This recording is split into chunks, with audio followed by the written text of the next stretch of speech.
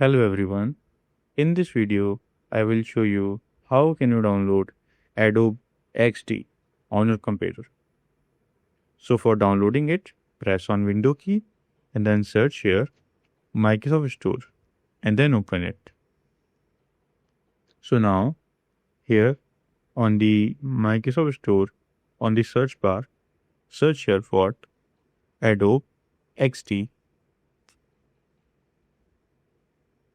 So let me search here Adobe XD. So as you can see, I have searched for the Adobe XD. So there is no Adobe XD showing. What here is Adobe Creative Cloud. So you have to click on it. So as I have already installed it, this is showing as open, but in your case, this will show as install. So after installing, you can open it from here.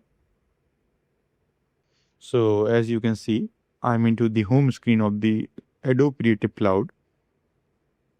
So when you open, maybe you have to sign in before logging in. So after logging in, this screen will show. So now go to apps and now scroll down. So here you have to search for the Adobe XD.